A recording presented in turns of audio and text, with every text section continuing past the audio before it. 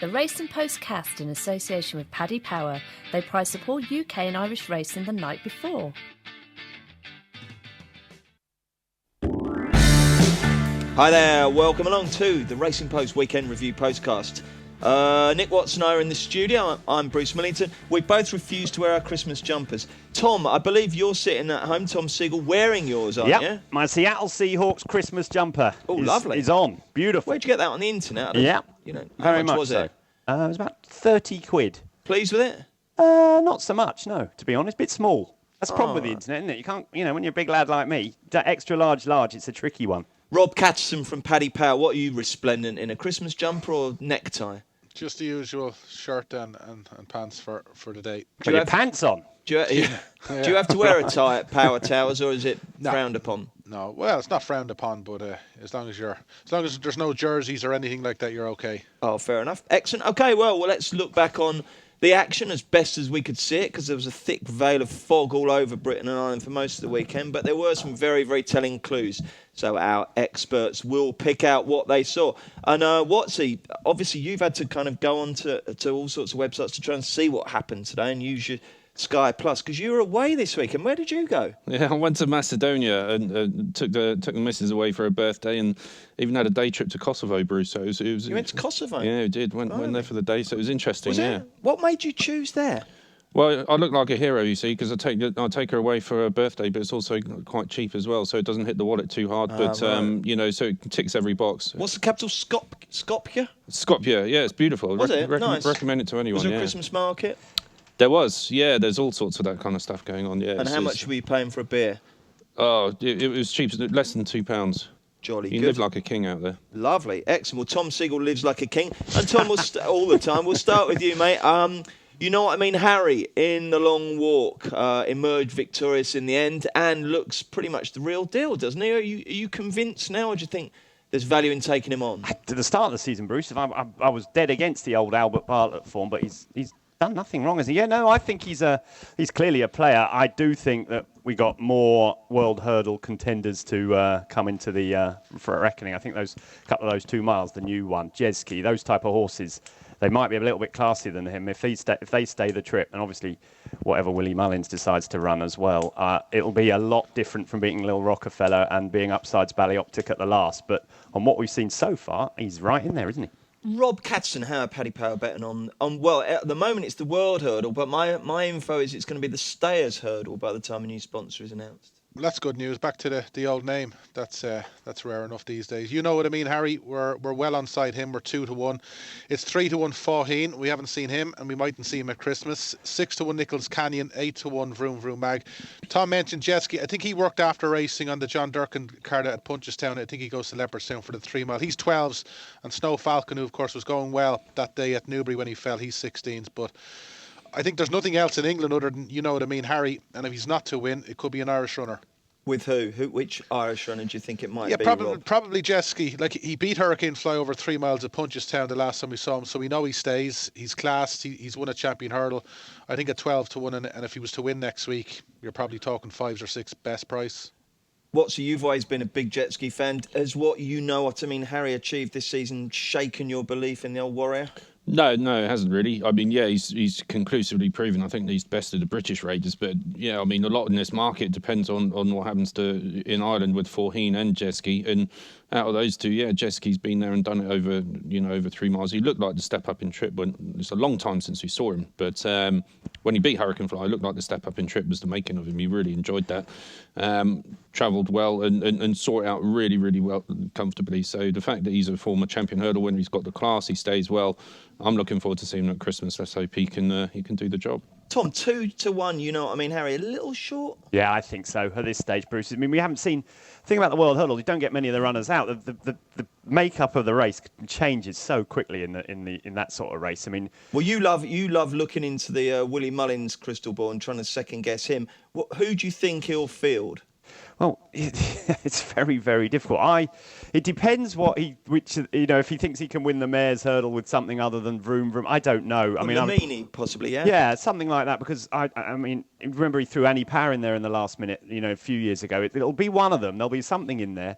They've got your Shane's Hills, you got your one of the chasers could easily, one of the novice chasers could Bellshill, one of those could easily come back and run in the race. It's impossible to say, but he will have something. And I think the biggest likelihood is that Nichols will run in it, isn't it? Because I think Graham Wiley he's got such fond memories of the race with English Driver, so I think that's a certainty. What do you think Faugheen's situation is there, Tom? Well, it's exactly the same as Rob said up there. The vibes. Some days we get so little out of it. We don't actually know. Some days the vibes are he's fine, he's working. Rich Ritchie was on the telly the other day saying he's all right, he'll be fine, he'll be back. The next day we're not sure we're going to see him at Christmas. To be honest, I have no clue. But I'm with you there on Nichols, Ken. I'm sorry, I forgot him. He's clearly a massive player, isn't he? Third in the champion hurdle. It was a good champion hurdle as well. Jeski, the new one. For me, 2-1, you know what I mean, Harry, is much too short. The last race on Saturday, the Wessex Youth Trust, looked like it was going to be very competitive, but Brain Power absolutely romped to victory. Rob Catson, if you want to back Brain Power at Cheltenham, what are your options right now? Right, we have him in 2 races. He's in the count. Well, he's obviously a possible for the county, given that he's winning these handicap hurdles. He's 20-1 for that, and he's 25-1 for the champion hurdle. And again, with so much uncertainty around it, an awful lot of horses towards the top of the market, he probably doesn't have to improve an awful lot to be champion hurdle class, or certainly to be in the mix. So I'd be back in the 25s for the champion hurdle before the county. What about you, Watsy? What did you make of Brain Power? Well, yeah, what we could see of it, he looked very good, and he's just backing up what he did the time before. And, handicaps are going to pretty much out of the equation for him now. I would have thought. I'd be interested to see what mark he's on. But, as Rob said, the champion hurdle is such a confused market at the moment that why, if you had a good handicapper, a very, very good handicapper like him, why would you not take a chance? It's got to be the way he goes. Tom, Brain Power, champion hurdle or county? I don't mind asking you. I don't really normally like asking mere journalists if he was yours, what would you do? Because most of them, they can't afford it, so it's hypothetical. But you could afford a horse this good. So what would you do if it was yours? I'd run him in the champion straight away. What's to lose? I mean, the county hurdle, 25 runners there. It's a bit of a, he'll end up with top weight. It's very difficult to win those races anyway. I think there's going to be a few of those. I was lucky enough to chat to Harry Skelton on Saturday, and he was throwing in a couple of Dan's Superb Story, Chirtobello as the type of horses that might end up in the champion, from coming from handicap company. He just said that it's so wide open. He thinks that lots of trainers will be throwing darts at the champion hurdle, unless of course all things change and Annie or Faugheen comes back and looks like they were last year or the year before. Then it all changed. But at the moment they're all looking at the champion hurdle. Rob, give us a quick blast of champion hurdle betting. Right, 2-1 Annie Power, 3-1 Faugheen. It's 8's Yanworth. Yorkhill obviously won't run. He's 16s with Froome and the new one. And then you're talking 25s Bar. Keep going. Give me the 25s. That's it. Nichols Canyon, Apple's Jade, possibly for the mares. Scorial, Altiora won't run. Superb Story, Bouverdere won't run. Justice Hill won't run. It's crazy the amount of horses in the betting that actually won't run in the race. Okay, right. You've got a mythical 5 each on the champion hurdle. You've got to back it. You've got to back one of them now. Who are you backing, Nick Watts? A fiver. I'll have £2.50 each way on Brain Power. What will you do, Tom? I'll have £2.50. No, I won't. I'll have it all. What am I talking about? I'll have it all on Superb Story. Really? Yeah. I think he's a really good horse. He won the county by miles last year, and I think those sort of horses can go close. Remind me what price Superb Story is for the champion, Rob? 25s. 25s. And who's your fiver going on, Rob? Oh, listen, I think the vibes at the start of the season were that Annie Power was going to go back there. So she's short, but I think she's the most likely winner. If she ran, what price would she be? Well, exactly. I think she'd be pretty short. But then again, she might be going without a prep run, which would complicate matters. Okay, that was Ascot. Let's look at Haydock. Get instant access to your winnings with Cashcard Plus, Paddy's brand new card, available to use at ATMs, online or in shops. T&Cs apply. 18 plus. Gambleware.co.uk. Racing doesn't help itself, does it? We've had the Jim Best fiasco, and then on Saturday, you've got a race where they can't have distances, they can't have time. The only way you know what happened is because the jockeys are kind of organising it themselves when they get back into the paddock. Absolute, complete and utter bollocks. Why did racing go ahead then, Nick Watts? I completely... Did you find a betting shop in Macedonia? No, but it's interesting you say that, because obviously I was deep in Macedonia on Saturday evening, and I'd managed to get Sky News on, and it actually made the Sky News bulletin, the sports coverage, which is surprising for racing to get any coverage at all on the news, but then, again, for the wrong reasons. And no, farce, joke, whatever word you want to use, it looked ridiculous. And you've got to remember that racing is a spectator sport, and any spectators that turned up at Haydock on Saturday wouldn't have seen a thing. What was the point?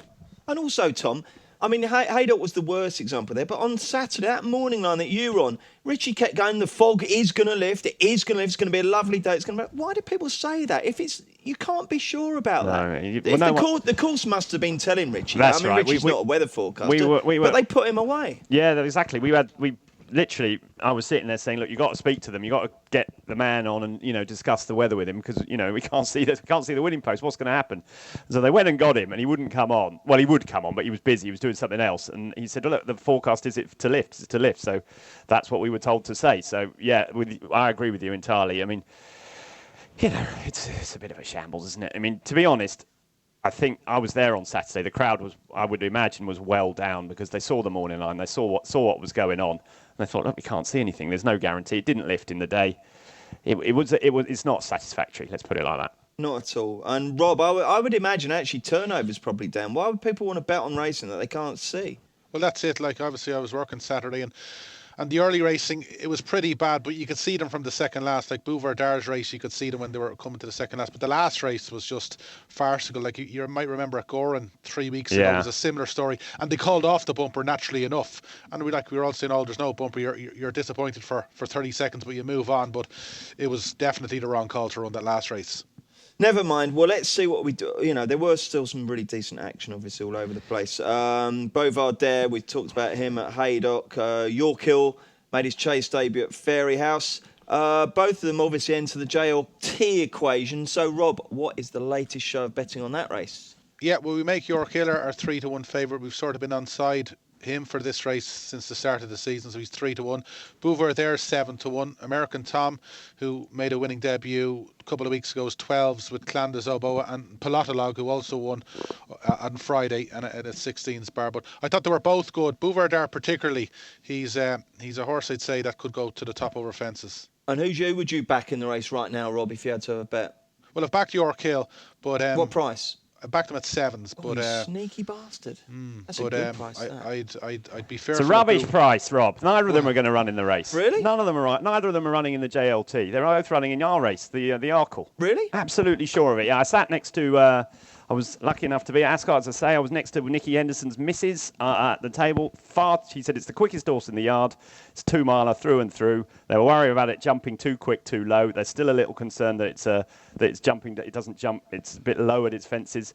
But I think I would be staggered if it went for the JLT. But don't they both have equally illustrious teammates in there in the form of Altior and Min? Yeah, it's JP though. I think he'll want to win the Arkle. I can't see him running that in the JLT. I really can't. And for York Hill's different class to Min.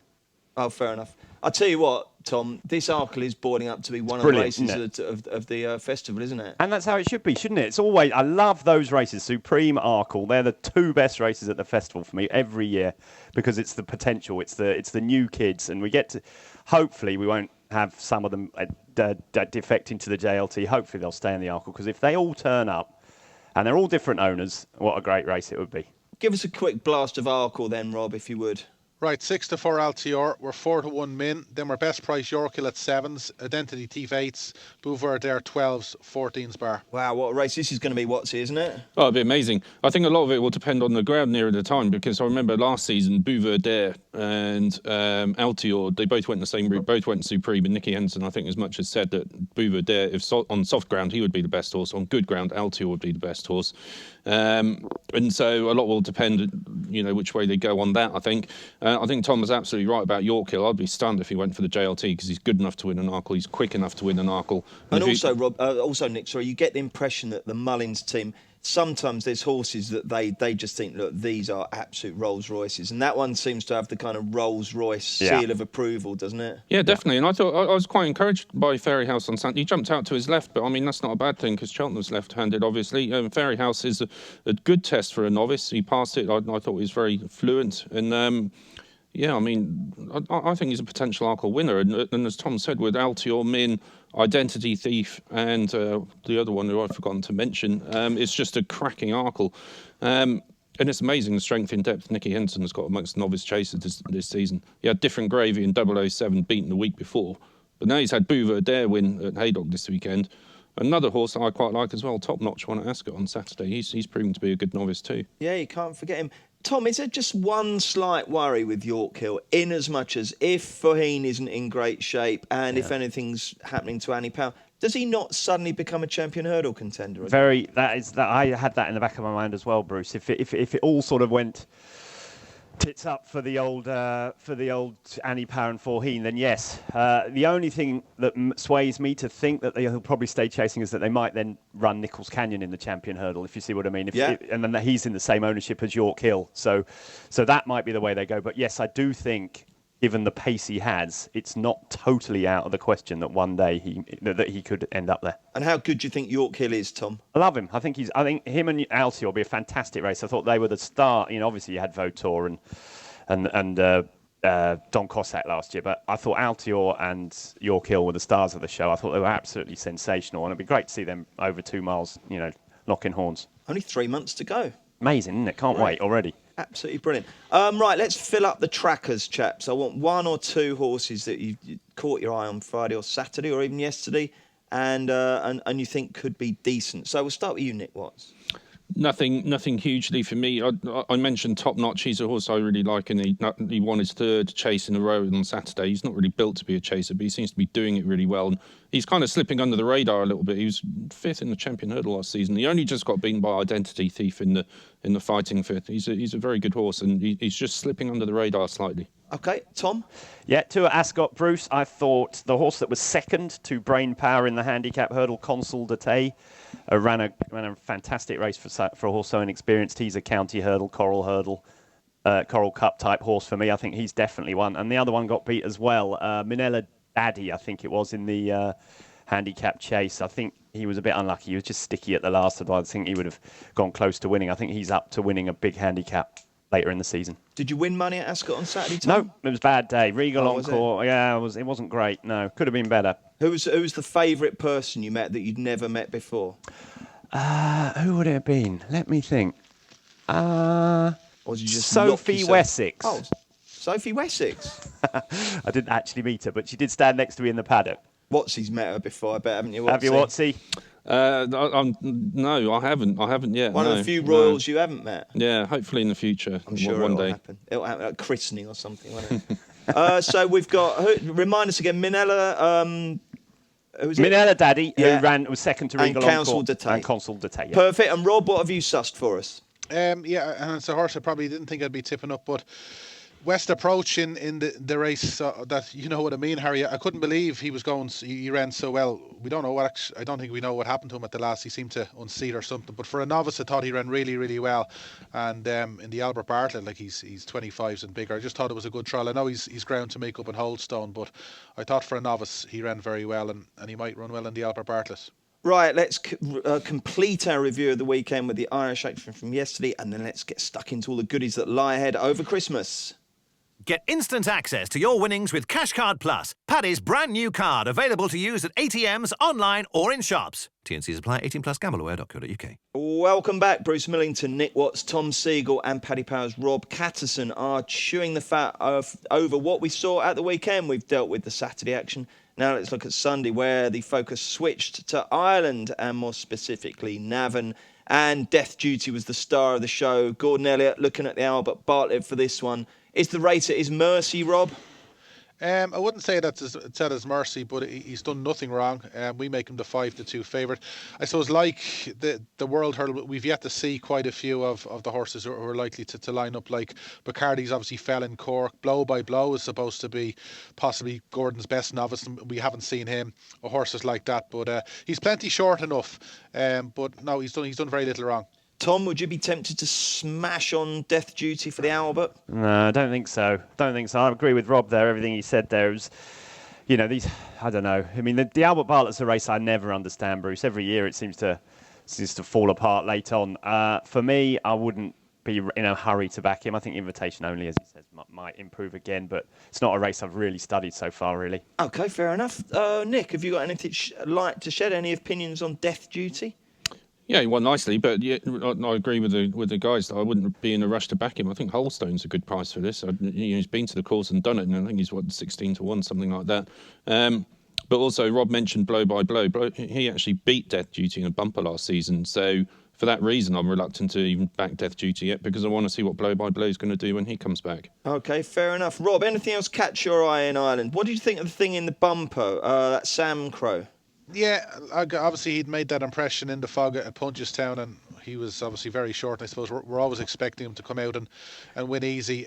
Listen, he did what he had to do. He could have beat a good mare of Willie's.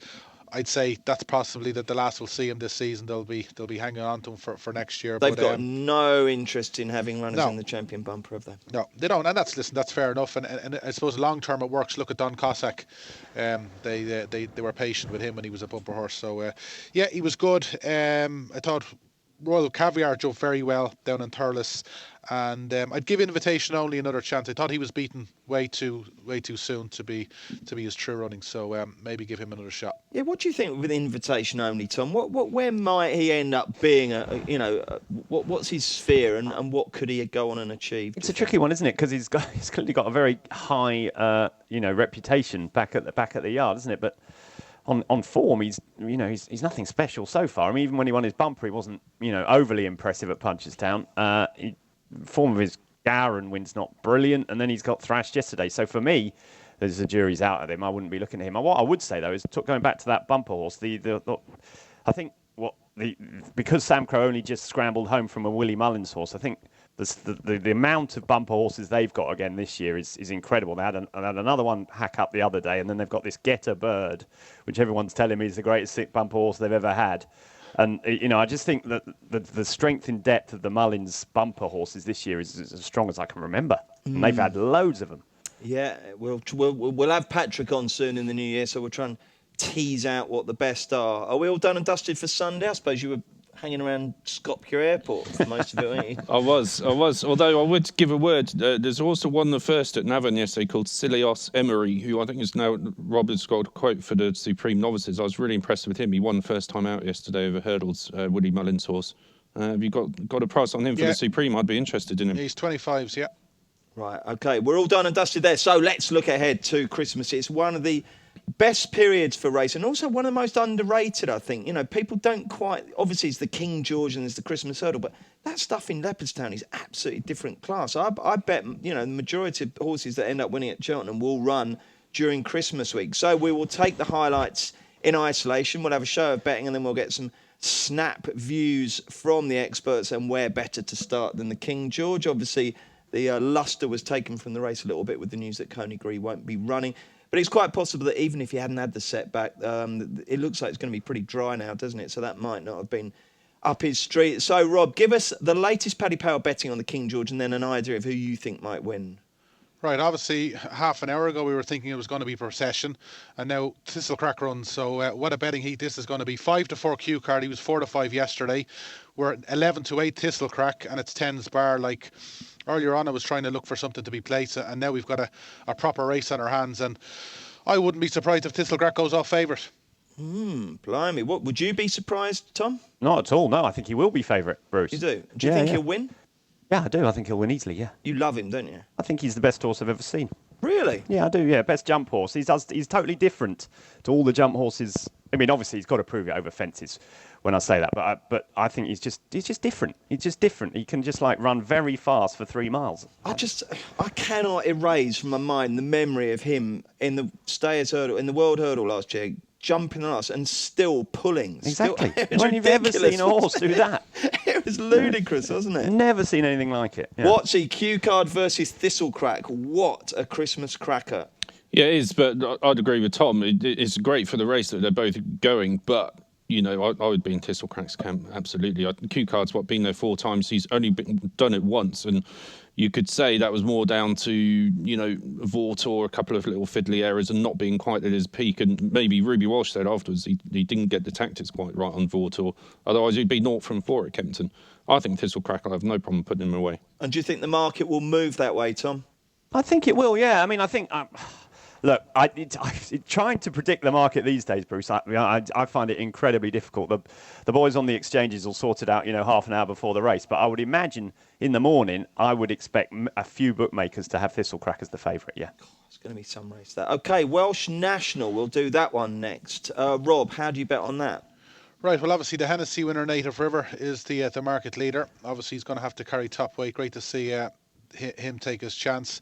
He's 6-1, 10-1 Carl's Destroyer, who finished second in the Hennessy. It's 12's Warrantor, 14's Racing Pulse, Gasline Boy, and 16's Bar. And we'll stick with you for the winner, Rob. Yeah, well, obviously Native River's the obvious one, but to carry top weight, you probably have to go back to Carville's Hill for a horse to carry top weight in the Welsh National. I just think it'll be a much taller order than people think, and a couple against him. Maybe if Wayland's Boy's got a good Chepstow record, if he ran, Rebecca Curtis at her home track, he'd have a chance. And also Bishop's Road, he's got really good heavy ground form. Obviously he was formerly trained in Ireland. Kerry Lee now has him at 16s. I think those two in a lottery like a Welsh National are much better propositions than the favourite. And Tom, what about you? What's your Welsh National angle?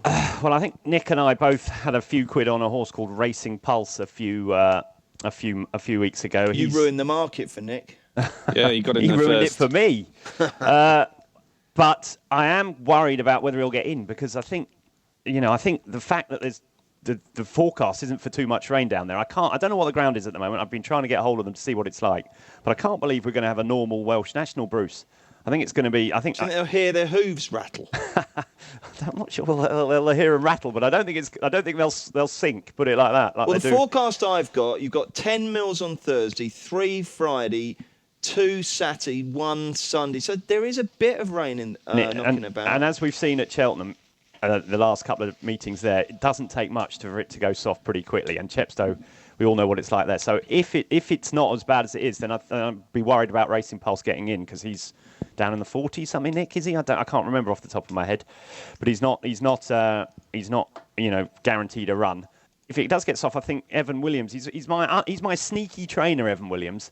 They never win, but they always run really well. And Firebird Flyer, who won the Midlands National and was second last year, looks like he's been trained for the race. I think he'll go really well if it's really heavy.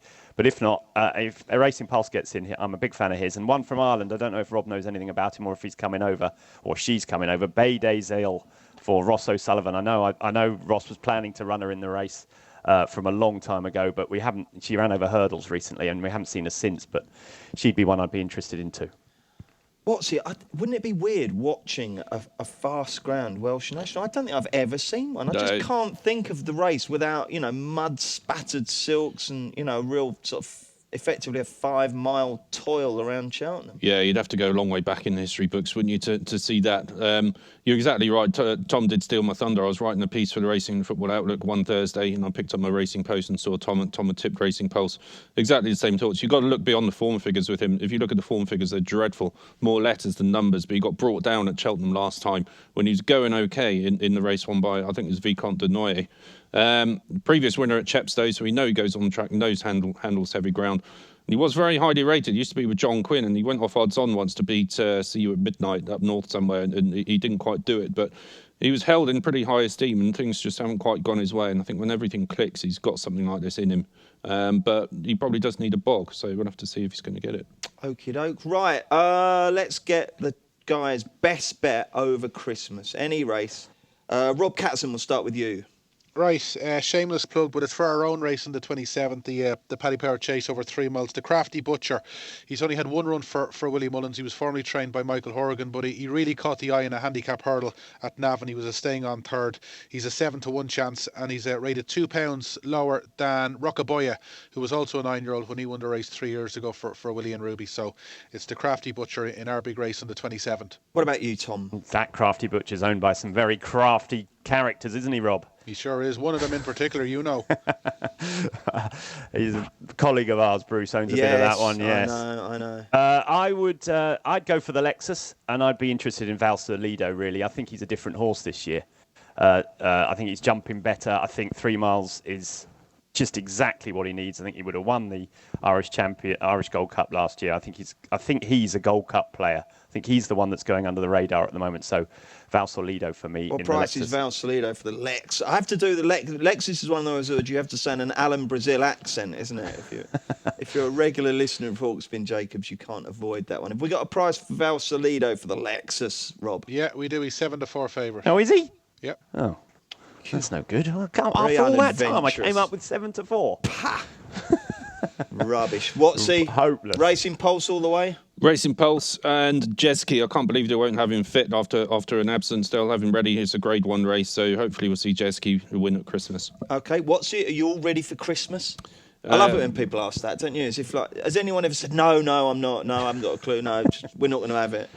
Yeah, kind of. I mean, what did you get? What was the Christmas present from old Macedonia then that you picked up? Presumably that was the trip. Was the present? The trip was the present. Yeah. So is there a material gift as well? So she's very happy at the moment with that. I'm in a good book, so I've got brownie points. So I'm going to just ride the wave of goodwill while it carries on. Present.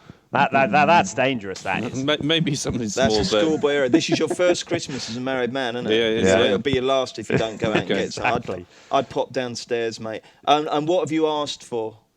Oh God, I haven't asked for anything, Bruce. I don't want much. I'm quite happy. So just keep going on. Socks and golf balls. Exactly. You always need socks. Tom, what about you, mate? Where are you going to be celebrating the big day? Are you massive on Christmas or are you a Grinch? Well, my brother's coming over from New York, so I'm going to have to be this year. I haven't seen him for a bit. Well, the family haven't got together a bit, so he's coming over, so I'm seeing him. And what do I want? I don't want a Yap Stam scarf, that's for sure. Oh, stop moaning. Oh, bloody hell. You're almost in the automatic playoff zone. You're playing Man United and you're moaning. You're like an Arsenal fan. I'm not moaning. You should try and watch it for 5 minutes. It's a disaster. Oh, Steve Palmer, by the way, there was a message to pass on to you. Steve Palmer was out on the sports desk Christmas party on Friday, and he bumped into Nicky Shorey's dad. Yes. And he said if you need he's a massive Racing Post fan, and he said if you need a ticket for Old Trafford, then give him a shout. There we are, you see. It worked. My shameless plug in the paper. Yeah, absolutely. You've got one anyway, haven't you? I think so, yeah. And what are you getting the lovely Victoria for Christmas? Some riding boots. Oh, lovely. Yeah, she's taken up horse riding. Has she? Yeah.